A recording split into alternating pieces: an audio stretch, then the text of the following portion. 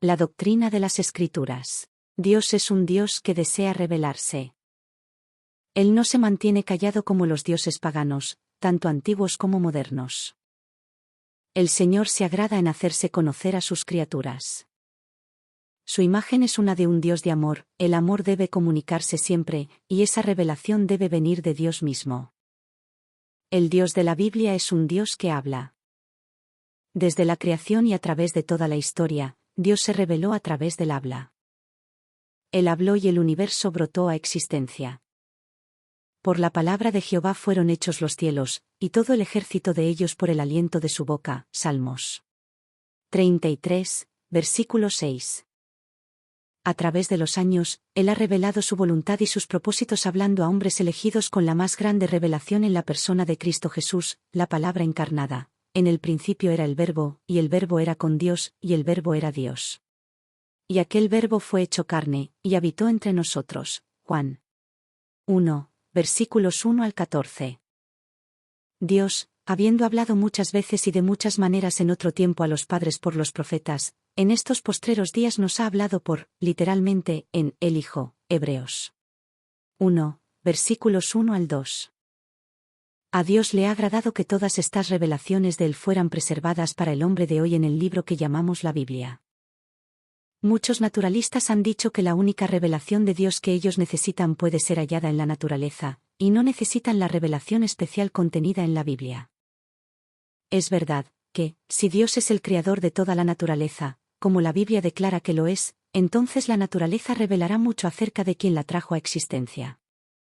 Pero la revelación de Dios a través de la naturaleza es muy limitada.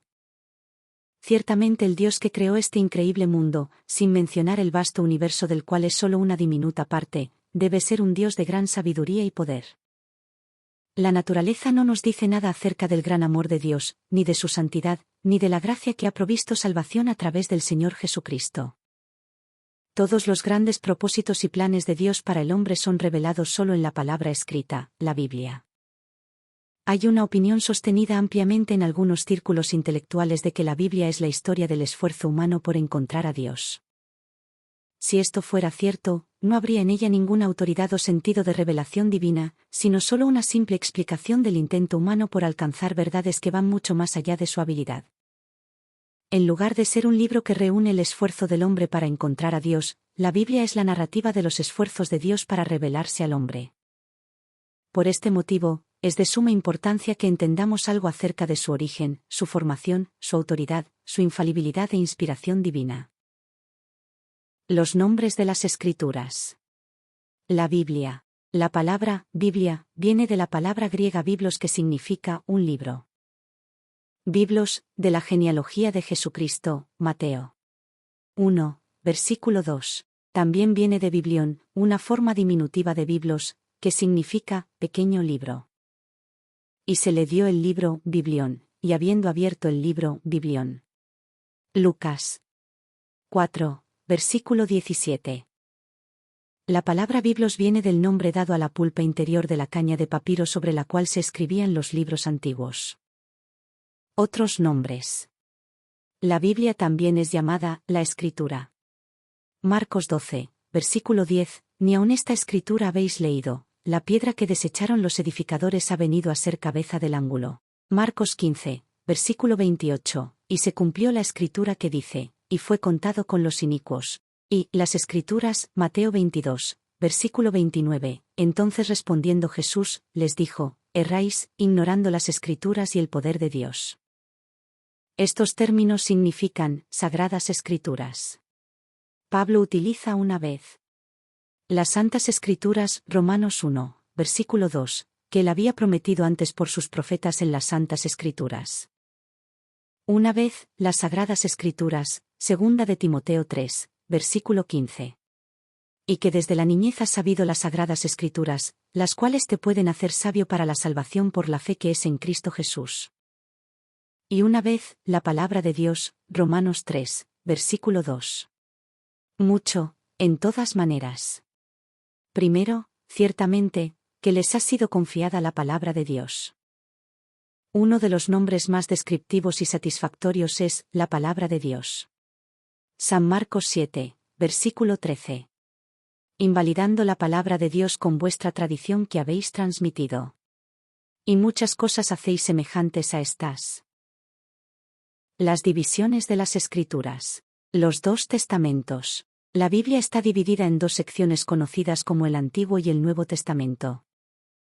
La palabra testamento originalmente fue traducida pacto, y significa que cada uno es un pacto que Dios hizo con su pueblo. Hay 39 libros en el Antiguo Testamento y 27 libros en el Nuevo Testamento. Divisiones del Antiguo Testamento. El Antiguo Testamento hebreo estaba comúnmente dividido en tres secciones. La ley, Toure 5 libros, Génesis, Éxodo, Levítico, Números y Deuteronomio. Los profetas, Neviim 8 libros. Los primeros profetas, 4 libros Josué, Jueces, Samuel y Reyes.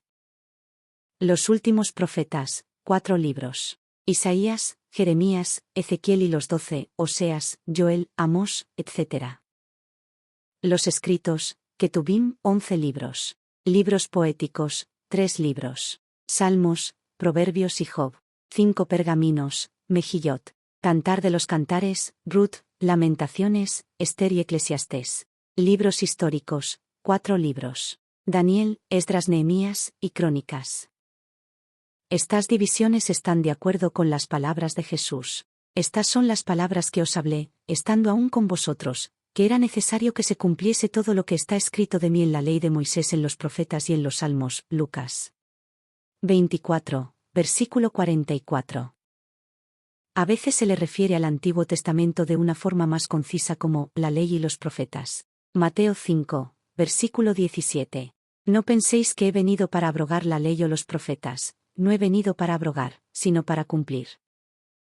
El término ley parece incluir a las otras divisiones. Juan 12, versículos 34. Le respondió la gente: nosotros hemos oído de la ley, que el Cristo permanece para siempre. ¿Cómo, pues, dices tú que es necesario que el Hijo del Hombre sea levantado? ¿Quién es este Hijo del Hombre? Divisiones en el Nuevo Testamento. Biográficos, 4 libros Mateo, Marcos, Lucas y Juan. Histórico, 1 libro Hechos. Pedagógicos, 21 libros Romanos, 1 de Corintios, 2 de Corintios, Gálatas, Efesios, Filipenses, Colosenses, 1 de Tesalonicenses, 2 de Tesalonicenses, 1 de Timoteo, 2 de Timoteo, Tito, Filemón, Hebreos, Santiago, 1 de Pedro, 2 de Pedro, 1 de Juan, 2 de Juan, 3 de Juan y Judas. Profético, 1 libro, Apocalipsis. A veces, como alternativa, son sugeridas las siguientes divisiones para el Nuevo Testamento. 1. Los Evangelios, Mateo, Marcos, Lucas y Juan.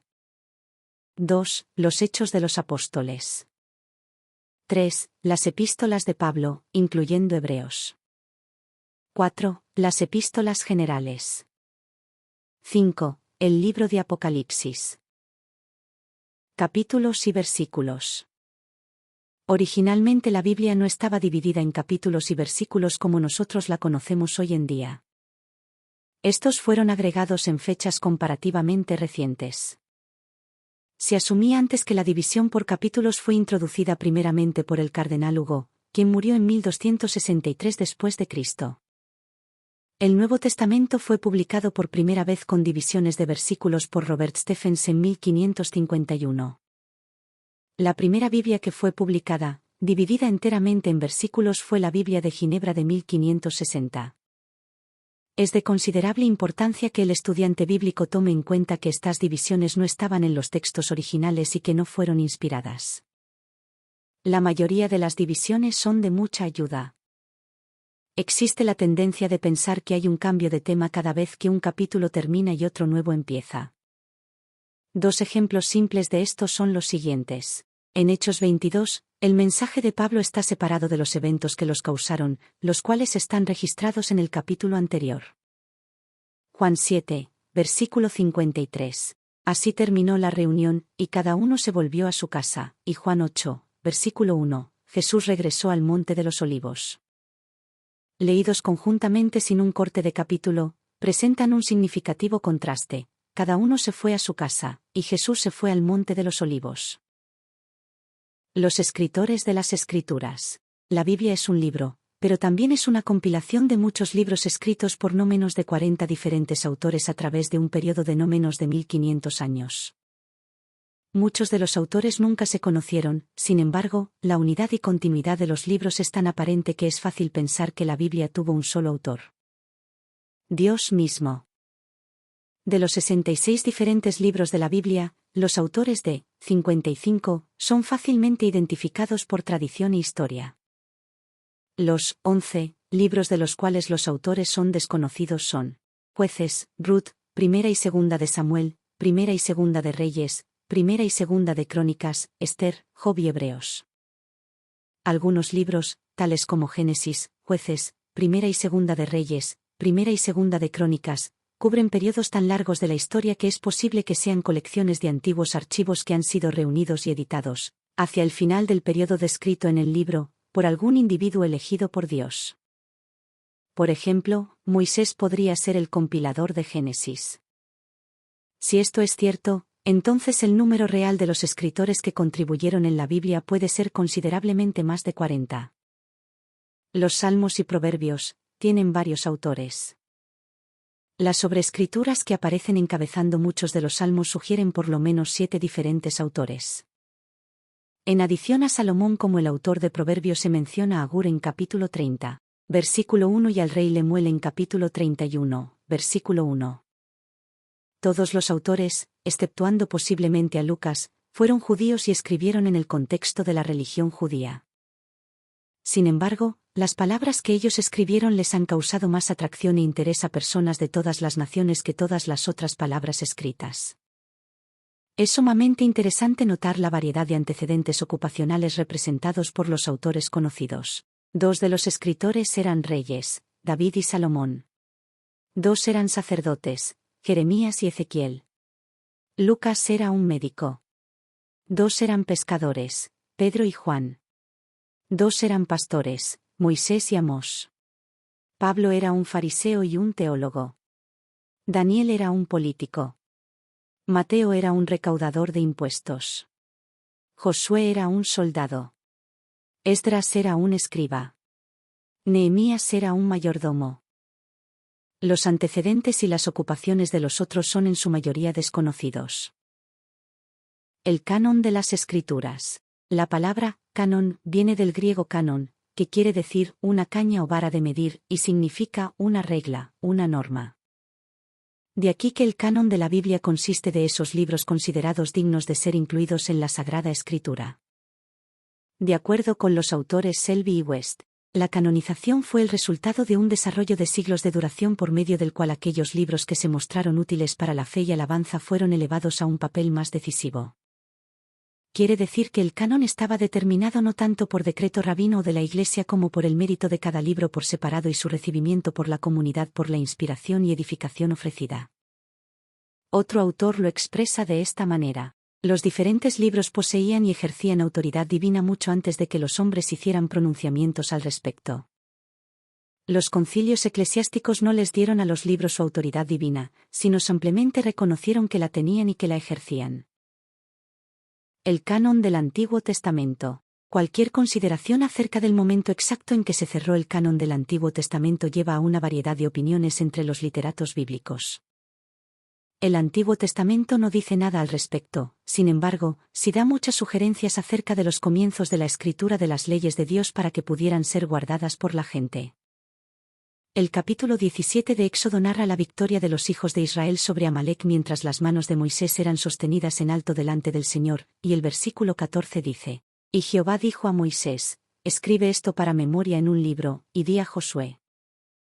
Éxodo 24, versículo 3 y 4. Registra la escritura de las palabras y los juicios de Dios. Y Moisés vino y contó al pueblo todas las palabras de Jehová, y todas las leyes, y todo el pueblo respondió a una voz, y dijo: Haremos todas las palabras que Jehová ha dicho. Y Moisés escribió todas las palabras de Jehová. El capítulo 31 de Deuteronomio narra la escritura de la ley por Moisés, que debía ser guardada y leída a la gente cada 7 años. Versículos 9 al 11. Y escribió Moisés esta ley, y la dio a los sacerdotes hijos de Leví.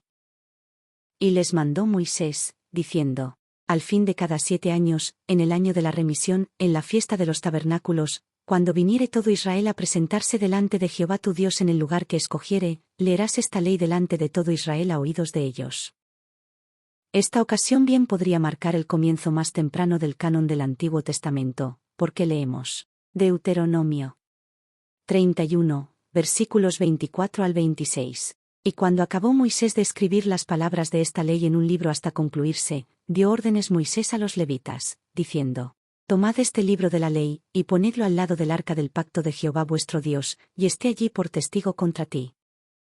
Josué, el sucesor de Moisés, también escribió estas palabras, en el libro de la ley de Dios. Josué 24, versículo 26. Samuel registró algunos eventos de su época en un libro. Leemos. Samuel recitó luego al pueblo las leyes del reino, y las escribió en un libro, el cual guardó delante de Jehová. Primera Samuel 10, versículo 25. Los profetas en tiempos posteriores se ocuparon en escribir libros. Dios habló a Jeremías, y dijo: Toma el rollo del libro, y escribe en él todas las palabras que te he hablado contra Israel y contra Judá y contra todas las naciones desde el día que comencé a hablarte, desde los días de Josías hasta hoy. Jeremías 36, versículo 2. Generaciones posteriores se encuentran consultando las escrituras de sus predecesores. Daniel buscó en los libros y encontró que el profeta Jeremías limitó a 70 años la duración de la desolación de Jerusalén. Daniel 9, versículo 2. Más tarde, cuando la gente estaba nuevamente congregada en Jerusalén después de la cautividad de Babilonia, la ley de Moisés fue leída y honrada. Nehemías 8, versículos 1 al 8.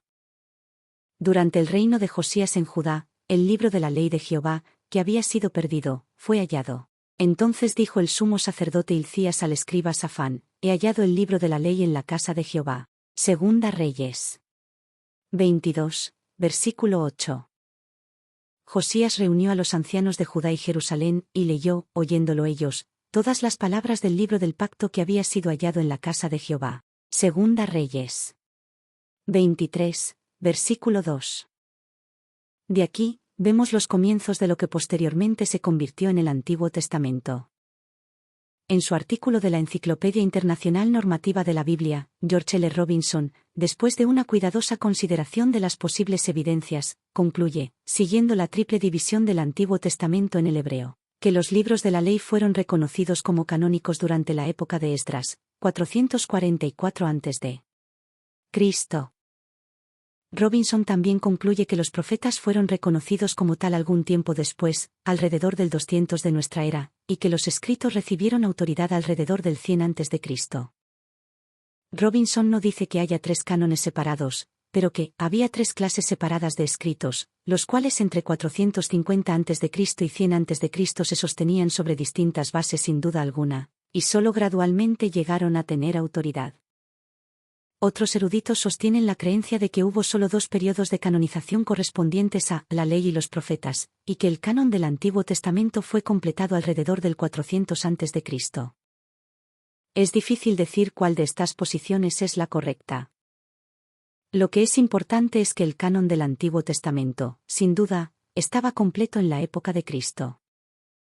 Jesús se refirió a él como las Escrituras, diciendo: Escudriñad las Escrituras, porque a vosotros os parece que en ellas tenéis la vida eterna. Juan 5, versículo 39.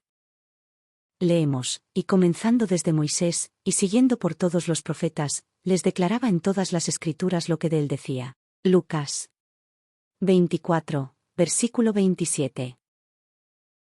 En Lucas 11, versículo 51 hay una declaración interesante de Jesús que habla del tiempo, desde la sangre de Abel hasta la sangre de Zacarías, que murió entre el altar y el templo. Jesús se refería a los mártires del Antiguo Testamento. Abel fue el primero, como está registrado en el 4º capítulo de Génesis, y Zacarías fue el último, como registra 2 Crónicas 24, versículos 20 y 21. En la Biblia hebrea, 2 Crónicas es el último libro, mientras que Génesis es el primero. Entonces, Jesús no solo puso su sello de aprobación sobre todo el Antiguo Testamento, desde Génesis hasta 2 Crónicas, sino que también dio indicación de que estos libros estaban en existencia, y estaban aprobados en el periodo en que él estuvo en la tierra. Como evidencia adicional de la perfección del canon del Antiguo Testamento en esta época tenemos el testimonio del celebrado historiador judío Flavio Josefo. En sus escritos, en contra de Apión, él dice: «Porque no tenemos entre nosotros una innumerable multitud de libros que están en desacuerdo y que se contradicen el uno al otro, como tienen los griegos, sino solo 22 libros, que contienen los registros de todos los tiempos pasados, los cuales nosotros justamente creemos que son divinos». Y es evidente cuán firmemente hemos dado crédito a estos libros de nuestra propia nación por lo que hacemos, porque durante tantos siglos como ya han pasado, nadie ha tenido el coraje suficiente como para agregar nada a ellos, ni sacar nada de ellos. Pero ha llegado a ser inmediatamente natural a todo judío, y desde su nacimiento, estimar estos libros que contienen doctrinas divinas, y a persistir en ellas, y si la ocasión se diera, morir voluntariamente por ellos. En nuestras Biblias cristianas hay 39 libros en el Antiguo Testamento, mientras que el Antiguo Testamento judío cuenta solo con 24. Esto se explica por los siguientes hechos. Los 12 libros de los profetas menores, Oseas a Malaquías, son solo un libro. También los siguientes son solo un libro cada uno. Primera y segunda de Samuel, primera y segunda de Reyes, primera y segunda de Crónicas, Esdras y Nehemías. De modo que, aunque no hay diferencia en las palabras, el Antiguo Testamento hebreo lista 9 títulos menos. Josefo contó 22, porque él unió Ruth con Jueces y Lamentaciones con Jeremías. El apócrifo. La palabra apócrifo se usa comúnmente cuando se habla de los libros apócrifos y se refiere a los 14 libros que han sido agregados al Antiguo Testamento y que son sostenidos como parte del canon sagrado, particularmente por la Iglesia Católica Romana. Los protestantes generalmente no los incluyen en la Biblia. La palabra literalmente ha llegado a significar escondido u oculto. La Septuaginta, la traducción al griego del Antiguo Testamento hecho entre 280 a.C. y 180 a.C., contiene los libros apócrifos. Jerónimo los incluyó en la Vulgata, su traducción latina del Antiguo Testamento. Estos libros no forman parte de la Biblia hebrea. Los reformadores fueron ampliamente responsables por la eliminación del apócrifo de la Biblia porque contienen cosas que son inconsistentes con la doctrina protestante, ejemplo las doctrinas de oración por los muertos, y la intercesión a los santos. Los siguientes son los 14 libros del apócrifo, a veces se encuentran dispersos a través del Antiguo Testamento y a veces aparecen escritos al final del Antiguo Testamento. Primera y segunda Esdras, Tobías, Judith, adiciones al libro de Esther. La sabiduría de Salomón, Eclesiástico, Baruch, con la epístola de Jeremías, la canción de los 3 santos niños. La historia de Susana, Bel y el dragón, la oración de Manasés, primera y segunda de Macabeos. Aunque partes de casi todos los libros del Antiguo Testamento están citados o se refiere a ellos directamente, en el canon del Nuevo Testamento no existe ninguna cita o referencia a ninguno de los libros apócrifos. El canon del Nuevo Testamento. Es mucho más fácil trazar la canonización de los 27 libros del Nuevo Testamento que del Antiguo Testamento. Hay mucha más evidencia disponible. Los libros del Nuevo Testamento fueron escritos durante la última mitad del primer siglo después de Cristo. La recientemente formada Iglesia cristiana tenía las escrituras del Antiguo Testamento como base para su fe, pero, en adición a esto, se les dio gran importancia a las palabras de Cristo y a las enseñanzas de los apóstoles. De manera que, no pasó mucho tiempo antes de que los evangelios comenzaran a ser puestos a la par con el Antiguo Testamento. La autoridad de los apóstoles es completamente confirmada. Juan declara: lo que hemos visto y oído, eso os anunciamos. Primera Juan 1, versículo 3. Pedro dice que ellos hablan, habiendo visto con nuestros propios ojos su majestad. Segunda de Pedro 1, versículo 16. Y de los primeros creyentes leemos: y perseveraban en la doctrina de los apóstoles. Hechos 2, versículo 42. Debido a que las epístolas de Pablo fueron escritas para tocar la necesidad específica de una iglesia local o de un individuo, estas eran preservadas por su valor espiritual y eran leídas en las iglesias. En varias ocasiones, Pablo dio instrucciones definidas de que sus cartas fueran leídas y circuladas.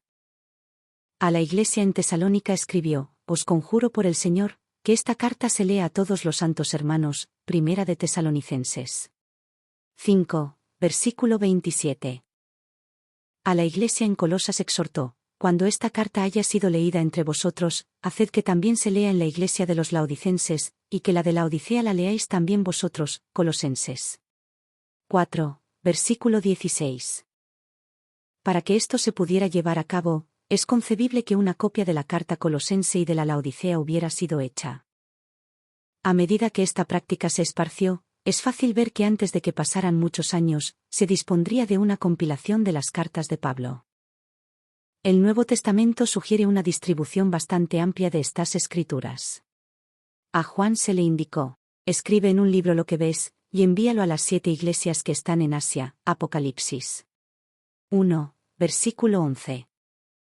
Santiago se dirigió a las 12 tribus que están en dispersión. Santiago 1, versículo 1.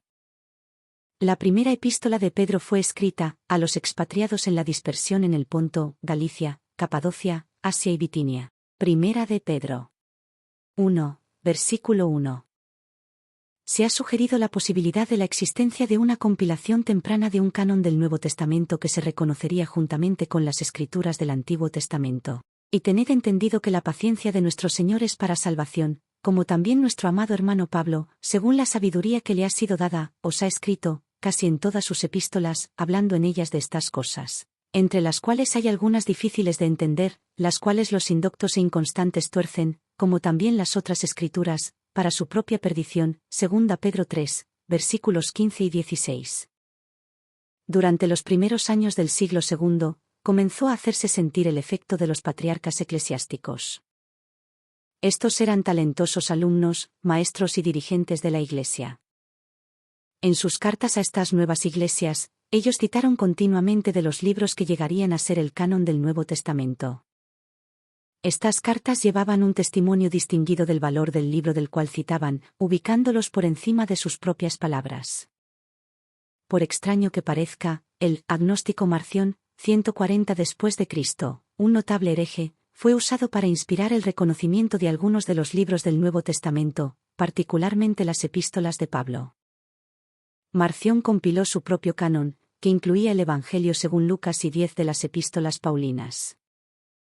Pero rechazó las epístolas pastorales, Hebreos, Marcos, Juan, Hechos, las epístolas generales y Apocalipsis. Sus acciones trajeron como consecuencia mucha crítica y un estudio más profundo de esos libros que él rechazó. Para fines del siglo II, todos menos 7 de los 27 libros del Nuevo Testamento fueron reconocidos como canónicos. Los 7 libros que no fueron enteramente reconocidos en ese momento eran Hebreos, Segunda y Tercera de Juan, Segunda de Pedro, Judas, Santiago y Apocalipsis. Ímpetu adicional fue dado a la formación de un canon definitivo del Nuevo Testamento por el emperador Diocleciano, 302 al 305, momento en el cual ordenó que las escrituras fueran quemadas con fuego. Por lo tanto, llegó a ser una necesidad que se hiciera una determinación acerca de cuáles libros eran la escritura.